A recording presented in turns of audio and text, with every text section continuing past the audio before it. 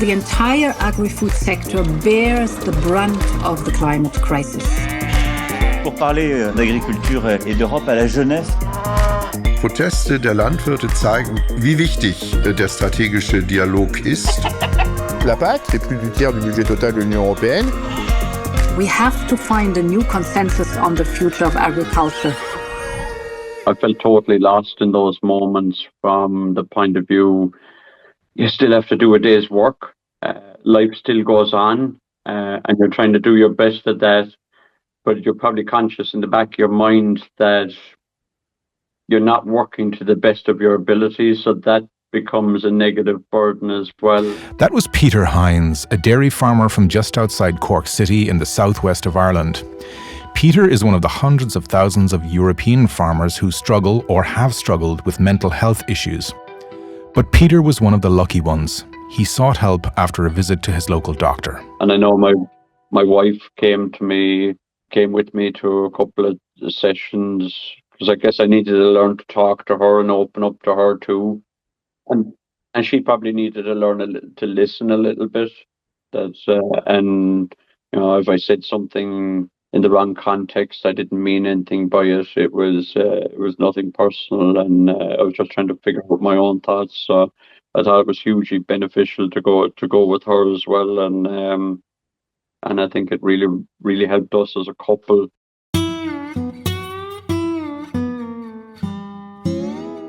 Welcome to episode 54 of Food for Europe.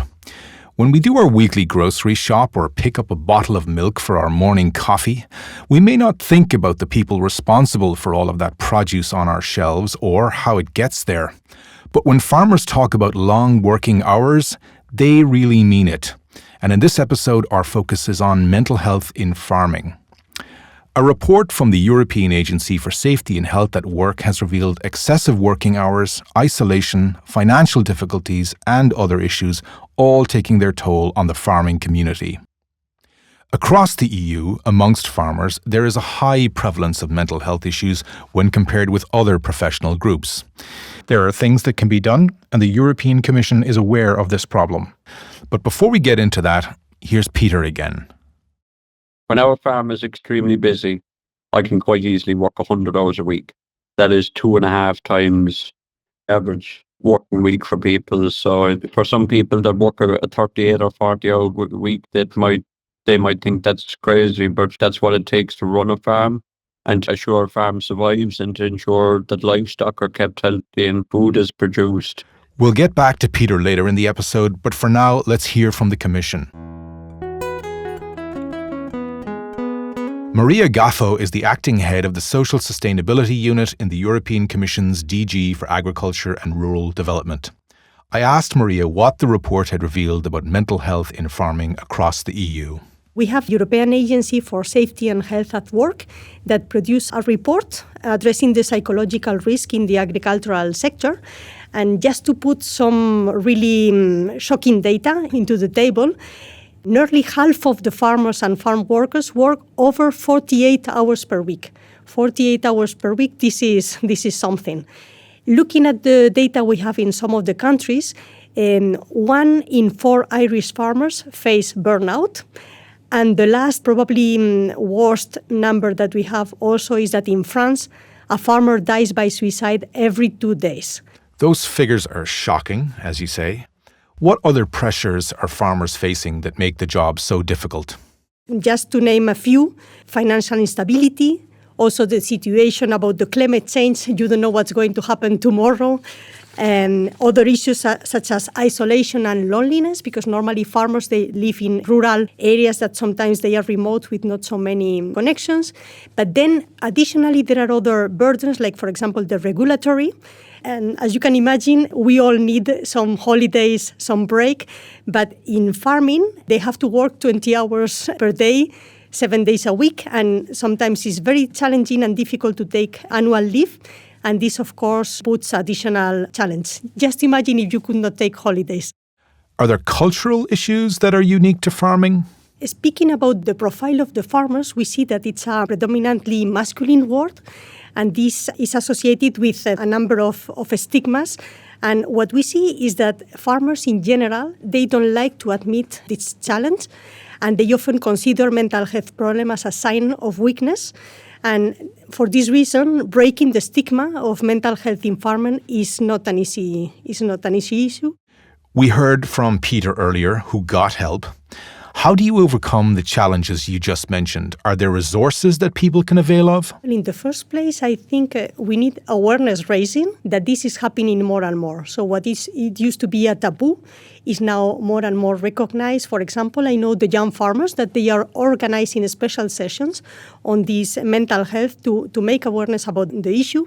On the side of the Commission, we take it very seriously, and we also organize exchanges with the stakeholders and with member states, first to explain about the situation, and then to talk between us to see how we can address this issue. We have very good examples, so we know it is possible to improve the situation and to support our farmers. Can you give me an example how to improve the mental health situation for farmers and people living in rural areas? I can refer, for example, to a very nice project that they have in one local action group in the north of Spain. It's an action which is called Friday, like the friend of Robinson Crusoe. And basically what they try to do is to fight against this unwanted loneliness. This is why the name of Friday.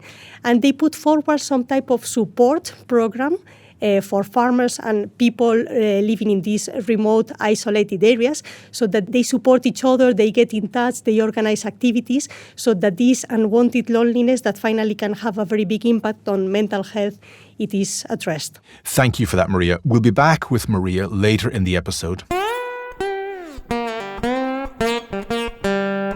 David Meridith is the head of the Agri-Food Business and Spatial Analysis Department at the Irish Agriculture and Food Development Authority, Teagasc. David has done extensive research into rural development and Irish farming and has worked in the past with Peter, the farmer we heard from earlier. My first question to David was whether the current focus on mental health was something that began because of the COVID-19 pandemic. It partially comes from the pandemic and the much greater awareness that society and policymakers have with respect to the challenges that people face in terms of their health, but also their mental health. And this has become an issue for public concern, and it's why the EU has seen its role expand in this area. So there's that element to it. But the other thing that we see is the much greater willingness of people to talk about mental health issues. So when we hear about farmers and the protests, and they talk about the burden, the stresses associated with their jobs. And the representatives have been very strong in bringing forward those views and the impacts that the changes that are taking place in agriculture. So it's about the changes taking place across the industry, but also the realities of farming, right? If we look at farming, it is a job with stressors, and frequently a lot of stressors. And those stressors can occur during periods of the year, but generally those periods can be quite long. So if we're thinking about the harvest period, it can be 8 weeks of very hard work, very intense work, very little sleep. So this is where we look at the attractiveness of jobs, and we can look at the fact that there are relatively few younger people coming into farming. And that in a way is, to use an English term, the canary in the coal mine, that these jobs aren't as attractive as other jobs that are available to people out there at the moment. One of the issues many farmers struggle with is a sense of identity. The question, what does it mean to be a farmer today? How they see their role in society versus how we see their role. Can you talk a bit about this? If we go back 20 years, the European Common Agricultural Policy focused its payments and supports to farmers on producing food. So you got paid per number of animals that you had. So the more animals you had, the more payments you got. And implicit within that was a value that society placed on you. More animals was good. Even more animals was better. But that's changed in the intervening decades, right? We've moved from that system to say, well, okay, you're producing food and we're taking that for granted in some respects. But what we want you to really do is produce public goods. We want you to adhere to high animal welfare standards because these are important to consumers and citizens. We want you to protect the environment. We want you to protect biodiversity, and so on. And the implicit message to farmers is that they need to take on these other jobs and that we don't value as much the food production side of things, which is why farmers become farmers, because they're good at producing food and they want to produce food, and that society wants. And this presents big challenges to the identity of what does it mean to be a farmer today. And it's very different from 20 years ago, and it's really, really different from 40 years ago. And that presents real challenges with regard to identity and people's vision of where they fit within society. The issue of identity and how that definition of what it means to be a farmer has changed over the decades is Peter Lundqvist's area of expertise.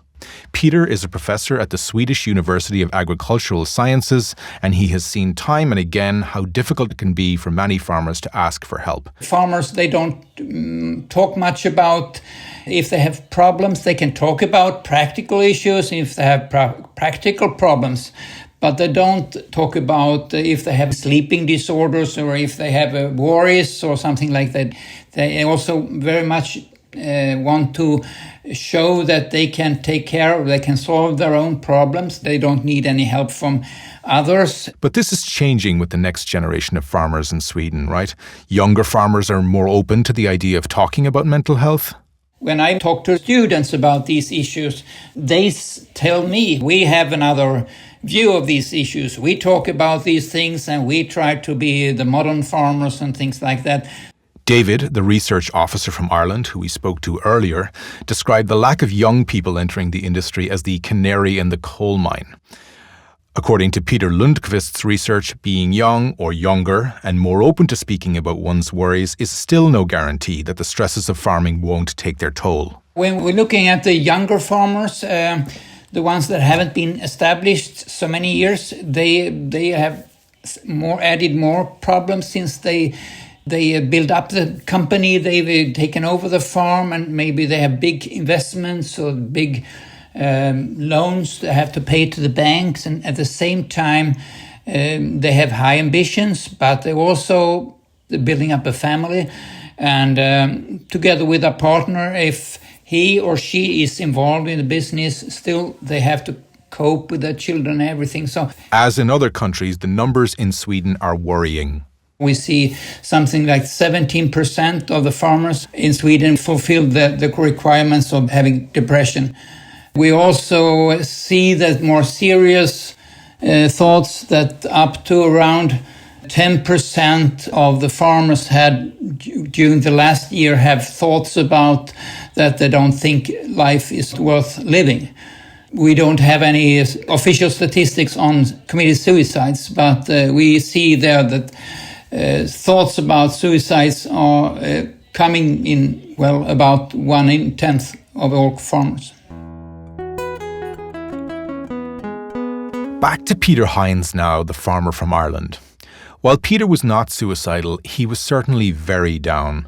Like many people, for Peter, reaching out for help was not straightforward or easy. But luckily, when he was at his lowest moments, he was not alone. It was my wife who realised before me that there was something wrong with me. I guess at first I was probably in denial that I was saying, no, I'm fine, I'm grand, don't worry about me. And eventually she sat me down one evening and she said, no, she said, you're not fine. She said, I don't know what's wrong with you. But she said, you're not fine. And she said, I want you to come down to our doctor. And he's someone that we knew well, and anyway, and we had a good relationship with him. And it was still hugely daunting because when I didn't know what was wrong with myself. Denial or not, what happened at Peter's doctor's office left him in no doubt. He needed help.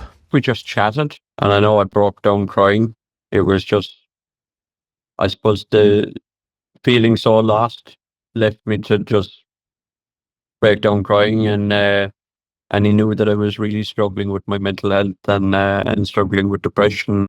That doctor's appointment led to another one with a therapist, which Peter was initially reluctant about.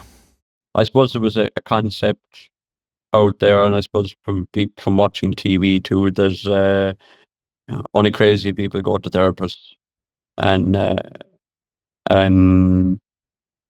think that probably made it a little bit more daunting, but I think it's now what we watch on TV and what we watch on social media isn't always reality, and there's no shame in going to a therapist. Going talking to somebody for an hour, and because they help you to make sense of your own thoughts and own feelings. After months of therapy, Peter realized that the first step towards tackling his depression was to acknowledge the toll that the farm was taking on him. And I often think we as farmers, we're like elite athletes. We probably don't view ourselves that way. As a little Irish country, we'd be quite known around the world as being really good at rugby. So, but I think we need to view ourselves as having the same demands as elite rugby players and professional rugby players. Or we have huge physical demands on our bodies. We have to perform to our very best at certain times of the year, but they are managed. There's no rugby player going to play a Six Nations or Rugby World Cup for 52 weeks of the year. They build up to the moment, and if we can take that message as farmers that we are conscious, our calving season or harvest or whatever the peak workload is for a farm, that's our Six Nations. So it's how you manage yourself prior to that event, and have a good social life, eat well, and take breaks and get plenty of sleep and build yourself up into it.